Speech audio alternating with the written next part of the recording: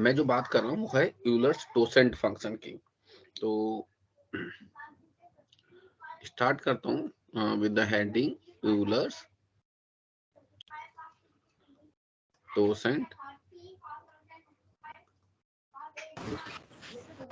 Euler's totient function के ऊपर। ठीक है, तो अभी डेफिनेशन लिखता हूँ यार, मतलब क्या यूलर टोसेंट फंक्शन का, और फिर थोड़ा सा उसको एक्सप्लेन करते हैं। तो पॉइंट वन जो है डेफिनेशन क्या कहते हैं यूलर टोसेंट फंक्शन की, कि अगर फाई एन एन मैंने आपको बताया था एनी नंबर, और फाई मैंने बताया था phi is a representation of a set. ठीक है, एन का मतलब है कि किसी कोई भी नंबर एन हो सकता है, किसी नंबर का कोई set. This is a representation of a phi n. तो phi n for n greater than equal to 1, यानी जो आपका एन है वो 1 से बड़ा है, यानी कि वो 0 नहीं हो सकता। ये बात 0 के लिए एप्लीकेबल नहीं हो रही है। Is defined as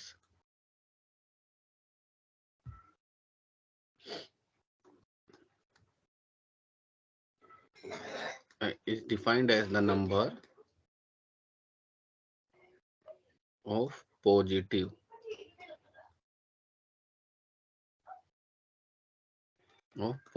integers less than n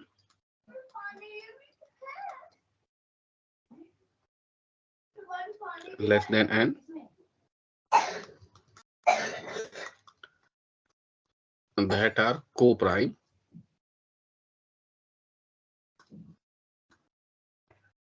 to n।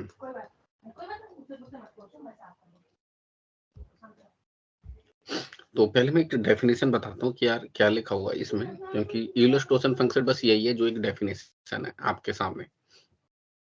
आप इस डेफिनेशन को खुद भी रीड कर सकते हैं। डेफिनेशन में हमने लिखा है कि phi n for n greater than 1, यानी कोई ऐसा नंबर n जिसकी वैल्यू 1 से ज्यादा है। ठीक है, it's defined as the number of positive integers. उसको हम किस नंबर में रिप्रेजेंट कर सकते हैं? अगेन पॉजिटिव इंटीजर्स में, यानी कि उसको हम इस तरीके से रिप्रेजेंट कर सकते हैं कि जो डिफरेंट डिफरेंट नंबर्स होंगे वो भी पॉजिटिव होंगे। तो पॉजिटिव होने का मतलब ये है यार कि वो greater than 0 but less than n। मतलब मैं n को, अब देखिए ये कह रहा है n को, जो भी फाइव एन है ना एक्चुअल में, तो मैं यहाँ पे पिक्चर से दिखाऊंगा अगर आपको। फाइव एन ऐसे नंबर्स का रिप्रेजेंटेशन होगा जिसमें वो नंबर 1 से बड़ा, ठीक है, पॉजिटिव इंटीजर होगा तो बल्कि 0 से बड़ा, 0 से बड़ा और n-1 में से, मान लीजिए इस नंबर को m ले लेता हूं, तो मैं कहता हूं जो m होगा वो 0 से बड़ा और n से छोटा। ऐसे कई सारे नंबर उसमें रिप्रेजेंट कर सकता हूँ, ऐसे नंबर्स का सेट में रिप्रेजेंट कर सकता हूँ। तो ये कंडीशन कई सारी लिख देता हूँ, 0 m n-1।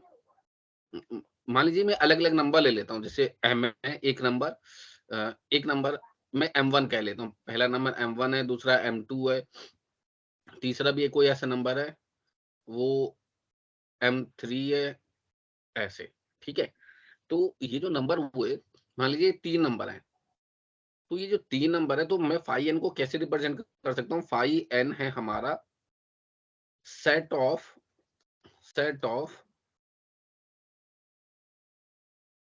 these 3 number m1 m2 m3।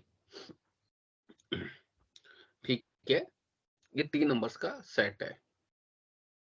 तो phi n for n greater than 1 is defined as the number of positive integer less than n that are coprime to n। अच्छा, यहाँ पे को टर्म लिखिए, that are coprime to n। अब ये जो number है ना M1, ये M1 और N आपस में को प्राइम है। मैं लिख देता हूँ। इसका मतलब है phi n for n is defined as a number of positive integers less than n that are co-prime to 1। और दूसरी कंडीशन क्या है, कोमा करके लिखता हूँ, M1 and N are co-prime, are co-prime, ये दूसरी कंडीशन हो गई। सिमिलरली ऑब्वियस सी बात है, M2 and N are co-prime, similarly M3 and N are co-prime।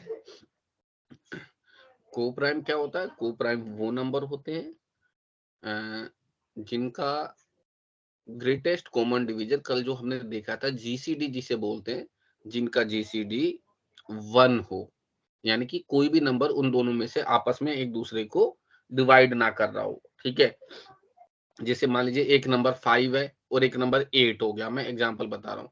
तो 5 और 8 का ग्रेटेस्ट कॉमन डिवीजर क्या होगा? 1 होगा। एग्जांपल के तौर पे आपको बता दिया। कोप्राइम, कोप्राइम को मैं फिर से लिख देता हूँ। Coprime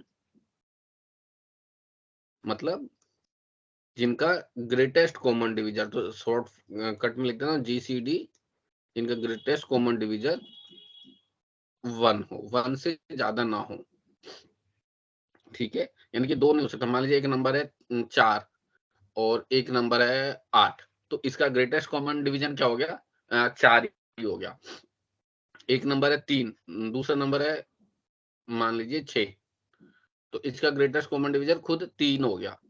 getting my point? Mathematical calculation, but logically point क्या है वो मैं आपको बताने की कोशिश कर रहा हूँ। आपको किसको किस बात पे फोकस करना है? ये जो मैंने सिंप्लीफिकेशन करके यहाँ पे ये जो चार्ट बनाया है ना, मतलब ये वाला, ये जो लॉजिक लिखा है यहाँ पे, this are the Euler's totient function. उम्मीद है ये जो समझ आया होगा। यानी कि आपको ऐसे नंबर ढूंढने हैं जो 0 से बड़े, n से छोटे होंगे, और वो नंबर n के साथ को प्राइम होंगे। आप जब ऐसे सारे ही नंबर ढूंढने, ऑब्वियस सी बात है, जब आप ऐसे सारे नंबर को ढूंढ देंगे तो उनको सेट की फॉर्म में लिख देंगे। जैसे मैंने लिखा, मान लीजिए n कोई नंबर था और M1, M2, M3 तीन ऐसे नंबर थे जो कि n से छोटे और इसके साथ को प्राइम थे। फिर मैंने इनको एक सेट में रिप्रेजेंट कर दिया M1, M2 और M3 में। जब M1, M2 और M3 में रिप्रेजेंट कर दिया तो क्या टोसेंट फंक्शन ये है? तो आंसर है टोसेंट फंक्शन ये M1, M2, M3 नहीं है। टोसेंट फंक्शन इनका नंबर है कि कितने नंबर है। तो टोसेंट फंक्शन क्या हुआ? टोसेंट फंक्शन M1, M2, M3 कितने नंबर हो गए? 3 नंबर हो गए। तो टोसेंट फंक्शन क्या हो गया? 3। 3 is the totient function. Getting point? 3 is the totient function. ये हो गई एक प्रॉपर्टी। ठीक है, इसीलिए ये इंपॉर्टेंट था जानना, तो मैंने ये अपने टर्म्स में बताया। इसकी कुछ और मैं खास बातें बताता हूँ टोसेंट फंक्शन की, कि अगर n आपका प्राइम है, ये जो n है, बाय चांस आपके पास ऐसा नंबर भी है जो n प्राइम है, तो पहले तो मैं कोई नॉर्मल नंबर का आपको लेके दिखाता हूँ। पहले तो देखिएगा, मान लीजिए आपने 5 ऑफ 6 निकाला, यानी कि n जो है आपका इस केस में 6 हो गया। ठीक, n की वैल्यू को किससे रिप्लेस कर दिया भाई हमने? 6 से। अब आपको ऐसे नंबर निकालने हैं जो 0 से बड़े और n से छोटे हो और जो को प्राइम हो। तो ऑब्वियस सी बात है, एक तो हमेशा रहेगा ही, क्योंकि एक तो वो मिनिमम चॉइस में हमेशा आएगा ही, तो उसके लिए तो सोचने की जरूरत नहीं है। तो मैंने आपको आपको समझाने के लिए वैल्यू को रिप्लेस करता हूँ इस वाले चार्ट में। 0 से बड़ा, मान लीजिए एक नंबर था 1, तो 1 लिख दिया। वो 1 n से छोटा है, n की वैल्यू है 6, तो ये हो गई हमारी भाई एक इक्वेशन, ये बन गई। दूसरा नंबर हमने निकाला, देखिए 2, 2 और 4 आपस में डिविजिबल होते हैं, तो कोई उनका ग्रेटेस्ट कॉमन डिविजन ऑब्वियस सी बात है 1 से बड़ा होगा। 3 भी हो जाता है, 4 भी हो जाता है, क्योंकि 4 और 6 में अगर डिवाइड करेंगे आप 2 से, तो 2 से डिवाइड हो जाते हैं, 4 भी हो जाता है, 6 भी हो सकता है, तो 4 भी नहीं हो सकता। 5, हाँ 5 और 6 में ये दोनों एक दूसरे के को-प्राइम है, क्योंकि कोई भी किसी को डिवाइड नहीं कर रहा है। आपस में कोई नंबर भी इन दोनों को डिवाइड नहीं कर रहा है, ये वाला पॉइंट है। को-प्राइम मतलब कोई और नंबर भी इन दोनों को डिवाइड नहीं कर रहा है। तो 5 और 6 आपस के को-प्राइम नंबर है, तो हम इसको कैसे रिप्रेजेंट कर सकते हैं? 5 भी एक नंबर आ गया, 0, 5, 6। ऑब्वियस सी बात है, मैं यहाँ लिख देता हूँ 1 एंड 6 आर को-प्राइम। 5, ये दूसरा नंबर था 5, 6 तो रहेगा ही हर बार वहां पे। 5 एंड 6 आर को-प्राइम। मैं को-प्राइम के नीचे बार बार लिखने के बजाय सिंपल डैश लगा दिया, ताकि आप समझ जाएं कि ये वही लाइन है, 5 एंड 6 आर को-प्राइम। तो 2 नंबर निकल गए, तो मैं कैसे रिप्रेजेंट कर सकता हूँ इसे? 5 ऑफ n में रिप्रेजेंट कर सकता हूँ। 5 बना देता हूँ, थीटा जैसा लग रहा है। 5 ऑफ n में रिप्रेजेंट कर सकता हूँ। कितने नंबर आ रहे हैं? 2, एक 1, दूसरा 6। तो आपका टोसेंट फंक्शन क्या हुआ? रिजल्ट क्या हुआ कि ये 2 नंबर हैं, तो रिजल्ट इज 2। 2 इज आपका आंसर है कि यार ये है यूलर्स टोसेंट फंक्शन। अगर 5 ऑफ n बताएं तो 2, यानी n का अगर आप टोसेंट फंक्शन निकालें और n की वैल्यू अगर 6 है, तो वैल्यू आती है 2। एक और नंबर बता देता हूँ, मान लीजिए 5 ऑफ 5, इसका आप निकाल के देखिए, जो 5 के साथ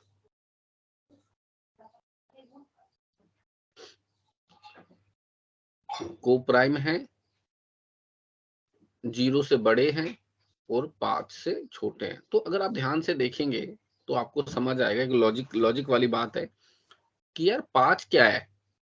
5 तो खुद ही एक प्राइम नंबर है। Getting my point? आप देखिएगा मैथ की ब्यूटी।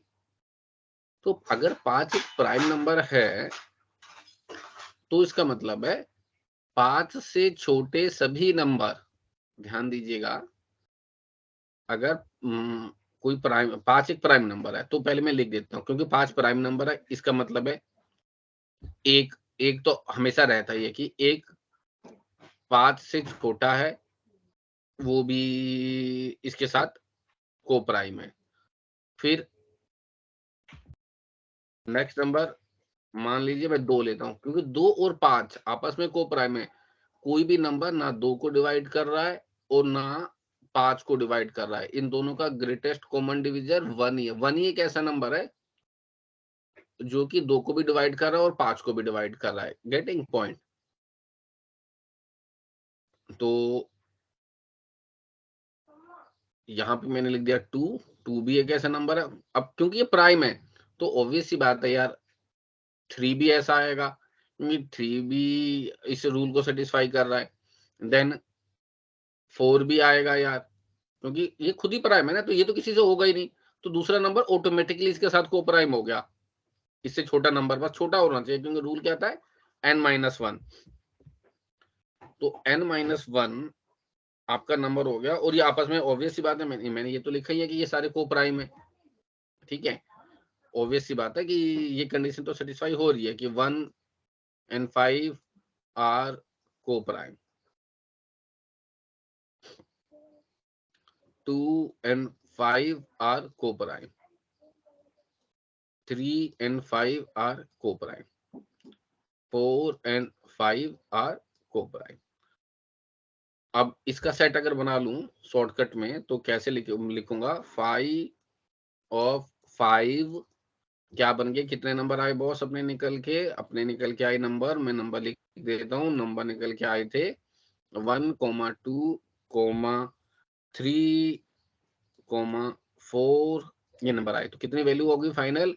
फाइनल वैल्यू निकल के आई 4, 4, यानी काउंटिंग बता रहा हूँ इनकी, 1 2 3 4 नंबर काउंटिंग में भी 4 ही है। तो 5 और 5 4 निकल गया। पर इससे मुझे एक लॉजिक समझ आया कि अगर यार 5 एक प्राइम नंबर है, सुनिएगा, तो ऑब्वियस सी बात है 5 से छोटे सभी नंबर, 5 से छोटे सभी नंबर हमारे वो वैल्यू होगी जो कि टोसेंट फंक्शन की वैल्यू होगी। तो मैं इसको किस तरीके से लिख सकता हूँ, हमेशा आपको समझाने के लिए कह रहा हूँ। मान लीजिए कोई नंबर है, कोई भी नंबर है, प्राइम नंबर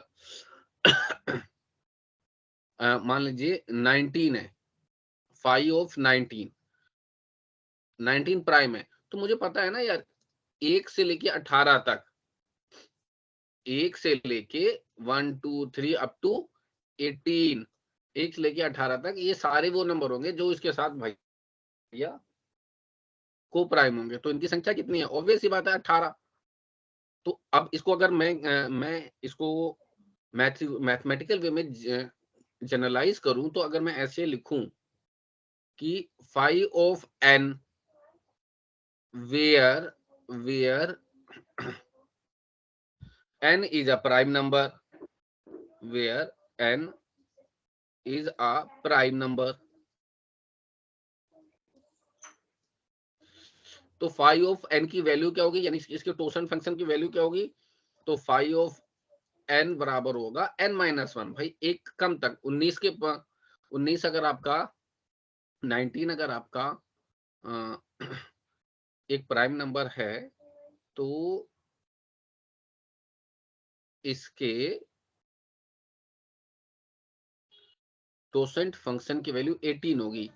तो अगर n आपका प्राइम नंबर है, तो उसके टोसेंट फंक्शन की वैल्यू जनरलाइज कर दिया मैथमेटिक्स को के पॉइंट ऑफ व्यू से n माइनस 1 होगी। Getting point? ये थोड़ा शॉर्टकट है, आपको सोचना ही नहीं पड़ेगा। अरे n प्राइम है तो बात ही खत्म। ठीक है, ये हो गया एक दूसरा लॉजिक। तो आप क्या कोशिश किया कीजिए, हमेशा कोई नंबर अगर आपको गिवन है और आपको टोसेंट फंक्शन निकालना है, ठीक है, ये मैं मैथमेटिक्स का बहुत सिंपल सा लॉजिक बता रहा हूँ, तो कोशिश कीजिएगा उसको रिप्रेजेंट करिए मल्टीपल ऑफ प्राइम नंबर। और मल्टीपल ऑफ प्राइम नंबर अगर आपने निकाल लिया, तो आपको चेक ही नहीं करना पड़ेगा कि इसका टोसेंट फंक्शन क्या होगा। फॉर एग्जाम्पल अगर मैं आपको बताता हूँ 5 ऑफ, मान लीजिए 35, इसका निकालिए। अब अगर आपके समझ आ गई है, तो क्या आप बता सकते हैं 5 ऑफ 35 की वैल्यू क्या होगी? आसान है, थोड़ा सा लॉजिक सोचिए। मैंने बल्कि आपको कैलकुलेट नहीं करना है इस लंबे वाले तरीके से कि आप सारे नंबर ढूंढते घूम रहे हैं जो इसके साथ को प्राइम है। ऐसा नहीं करना है आपको। आपको शॉर्टकट लॉजिक सोचना है। शॉर्टकट लॉजिक क्या है कि ऐसे 35 को ऐसे 2 नंबर, 3 नंबर, 4 नंबर, यानी कि ऐसे नंबर्स के मल्टीपल में क्या रिप्रेजेंट कर सकता हूं जो कि जो कि प्राइम हो सिंपली। अब जैसे मैं 5 ऑफ 35 को देखिए कैसे लिख सकता हूँ।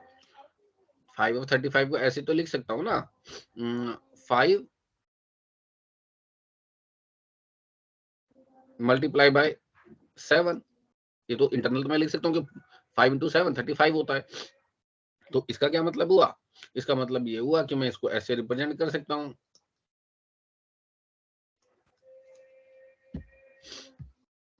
ठीक। और अगर कोई नंबर प्राइम है, अगर कोई नंबर प्राइम है, तो मुझे उसको सोल्व करने की जरूरत ही नहीं है ना भाई। कितना n, अगर नंबर n है तो इसका टोसन फंक्शन n माइनस 1 होगा। तो 5 है तो इसके टोसन फंक्शन की वैल्यू 4 होगी। 7 है तो टोसन फंक्शन की वैल्यू 6 होगी। तो मल्टीप्लाई करेंगे तो रिजल्ट 24 आ जाएगा।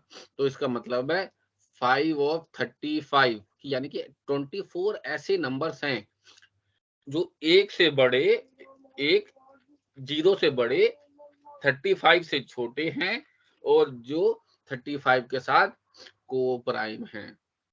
Getting point? तो ये एक लंबा चौड़ा मैंने बहुत ही सिंपल वे में लेकिन आपको एक्सप्लेनेशन दिया। ठीक है।